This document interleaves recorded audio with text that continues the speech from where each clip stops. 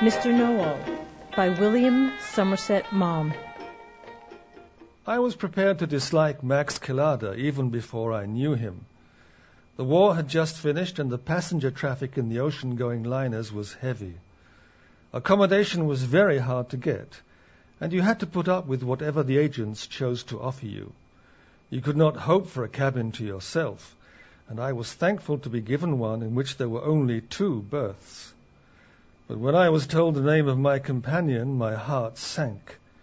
It suggested closed portholes and the night air rigidly excluded. It was bad enough to share a cabin for 14 days with anyone. I was going from San Francisco to Yokohama, but I should have looked upon it with less dismay if my fellow passenger's name had been Smith or Brown. When I went on board, I found Mr. Collada's luggage already below. I did not like the look of it. There were too many labels on the suitcases, and the wardrobe trunk was too big. He had unpacked his toilet things, and I observed that he was a patron of the excellent Monsieur Coty, for I saw on the washing stand his scent, his hair wash, and his brilliantine.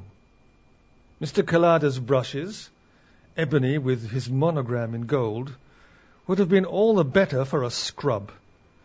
I did not at all like Mr. Collada. I made my way into the smoking room. I called for a pack of cards and began to play patience. I had scarcely started before a man came up to me and asked me if he was right in thinking my name was so-and-so. "I am Mr. Collada," he added, with a smile that showed a row of flashing teeth, and sat down. "Oh, yes, we are sharing a cabin, I think." "Bit of luck, I call it. You never know who you're going to be put in with. I was jolly glad when I heard you were English. I'm all for us English sticking together when we're abroad, if you understand what I mean." I blinked. "Are you English?" I asked, perhaps tactlessly. "Rather. You don't think I look like an American, do you? British to the backbone, that's what I am." To prove it, Mr. Collada took out of his pocket a passport and airily waved it under my nose. King George has many strange subjects.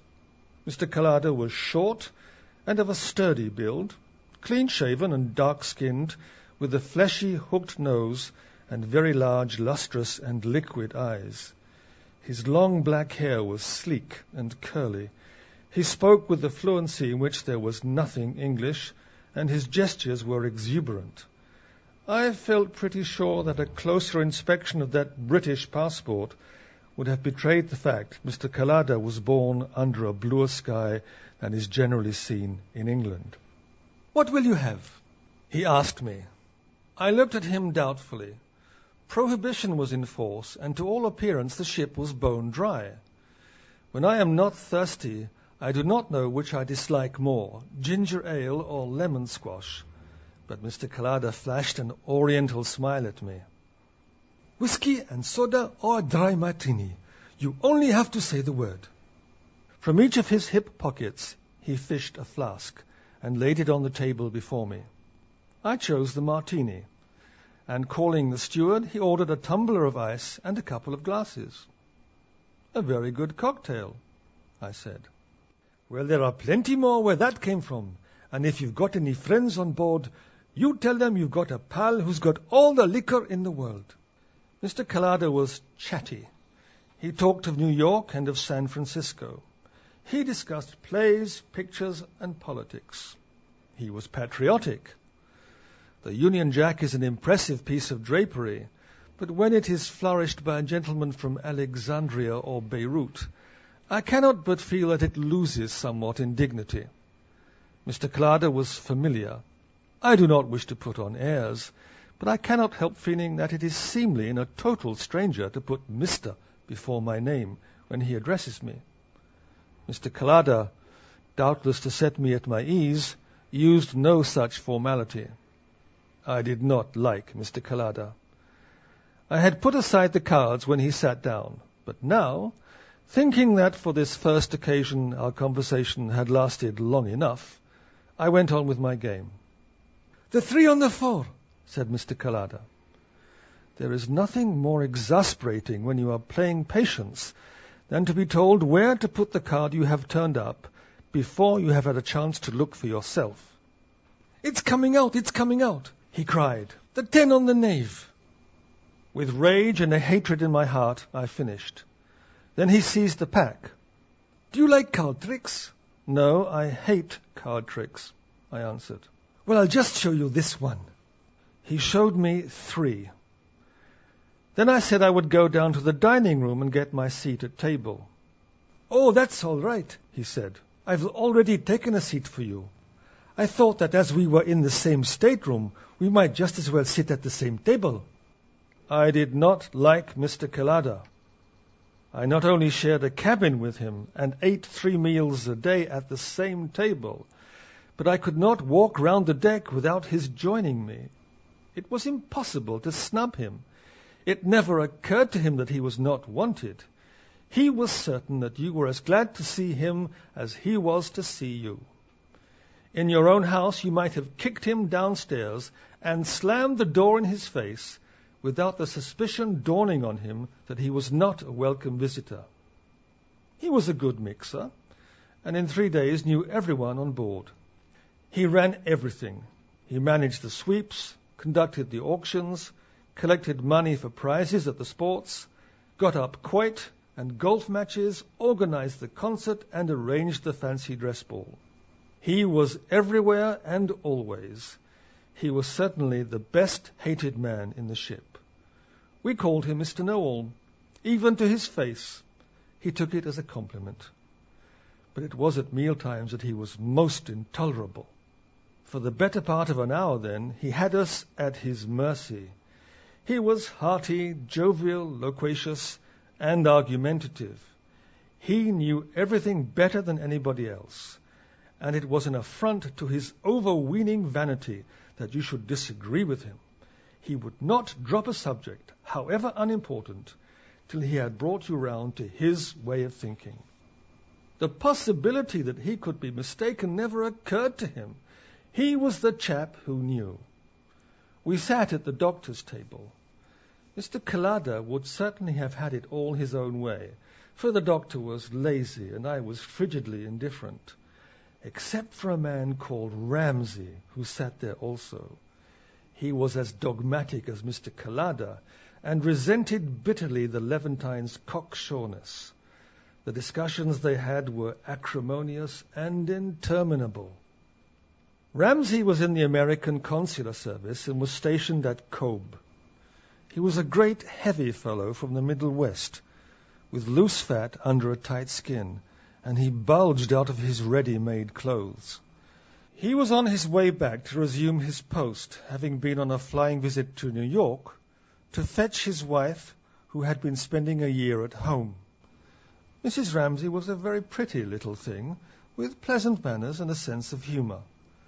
The consular service is ill-paid, and she was dressed always very simply. But she knew how to wear her clothes. She achieved an effect of quiet distinction. I should not have paid any particular attention to her, but that she possessed a quality that may be common enough in women, but nowadays is not obvious in their demeanor. You could not look at her without being struck by her modesty. It shone in her like a flower on a coat. One evening at dinner, the conversation by chance drifted to the subject of pearls. There had been in the papers a good deal of talk about the culture pearls which the cunning Japanese were making, and the doctor remarked that they must inevitably diminish the value of real ones. They were very good already. They would soon be perfect. Mr. Collada, as was his habit, rushed the new topic. He told us all that was to be known about pearls. I do not believe Ramsey knew anything about them at all, but he could not resist the opportunity to have a fling at the Levantine, and in 5 minutes we were in the middle of a heated argument. I had seen Mr. Collada vehement and voluble before, but never so voluble and vehement as now. At last, something that Ramsey said stung him, for he thumped the table and shouted, "Well, I ought to know what I am talking about. I am going to Japan just to look into this Japanese pearl business. I'm in the trade, and there's not a man in it who won't tell you that what I say about pearls goes. I know all the best pearls in the world, and what I don't know about pearls isn't worth knowing. Here was news for us, for Mr. Collada, with all his loquacity, had never told anyone what his business was. We only knew vaguely that he was going to Japan on some commercial errand. He looked round the table triumphantly. They'll never be able to get a culture pearl that an expert like me can't tell with half an eye. He pointed to a chain that Mrs. Ramsey wore. You take my word for it, Mrs. Ramsey. That chain you're wearing will never be worth a cent less than it is now. Mrs. Ramsey, in her modest way, flushed a little and slipped the chain inside her dress. Ramsey leaned forward. He gave us all a look, and a smile flickered in his eyes. That's a pretty chain of Mrs. Ramsey's, isn't it? I noticed it at once, answered Mr. Collada. Gee, I said to myself, those are pearls all right. I didn't buy it myself, of course. I'd be interested to know how much you think it cost. Ooh, in the trade somewhere around $15,000. But if it was bought on Fifth Avenue, shouldn't be surprised to hear that anything up to $30,000 was paid for it. Ramsey smiled grimly.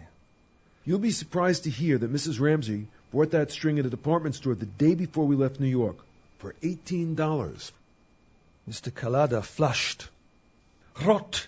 It's not only real, but it's as fine a string for its size as I've ever seen. Will you bet on it? I'll bet you $100 it's imitation. Done. Oh, Elmer, you can't bet on a certainty, said Mrs. Ramsey. She had a little smile on her lips, and her tone was gently deprecating. Can't I?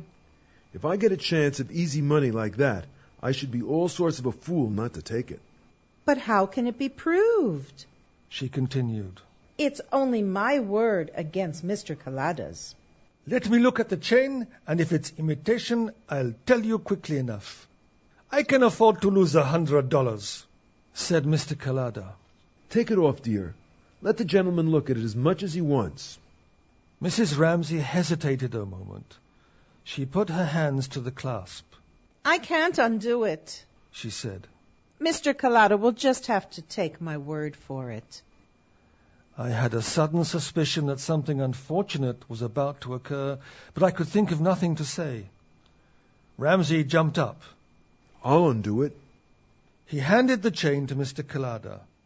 The Levantine took a magnifying glass from his pocket and closely examined it. A smile of triumph spread over his smooth and swarthy face. He handed back the chain. He was about to speak. Suddenly, he caught sight of Mrs. Ramsey's face. It was so white that she looked as though she were about to faint. She was staring at him with wide and terrified eyes. They held a desperate appeal. It was so clear that I wondered why her husband did not see it. Mr. Collada stopped, with his mouth open. He flushed deeply. You could almost see the effort he was making over himself. I was mistaken, he said. It's a very good imitation, but of course, as soon as I looked through my glass, I saw that it wasn't real. I think $18 is just about as much as the damn thing's worth. He took out his pocketbook, and from it $100 bill. He handed it to Ramsey without a word. Perhaps that'll teach you not to be so cocksure another time, my young friend, said Ramsey as he took the note. I noticed that Mr. Collada's hands were trembling. The story spread over the ship as stories do, and he had to put up with a good deal of chaff that evening. It was a fine joke that Mr. Noel had been caught out. But Mrs. Ramsey retired to her stateroom with a headache. Next morning I got up and began to shave. Mr. Collada lay on his bed smoking a cigarette. Suddenly there was a small scraping sound, and I saw a letter pushed under the door. I opened the door and looked out. There was nobody there. I picked up the letter and saw that it was addressed to Max Collada. The name was written in block letters. I handed it to him. "Who's this from?" He opened it. "Oh." He took out of the envelope not a letter, but $100 bill. He looked at me, and again he reddened. He tore the envelope into little bits and gave them to me. "Do you mind just throwing them out of the porthole?" I did as he asked, and then I looked at him with a smile. "No one likes being made to look a perfect damned fool," he said. "Were the pearls real?" "If I had a pretty little wife, I shouldn't let her spend a year in New York while I stayed at Cobb," said he.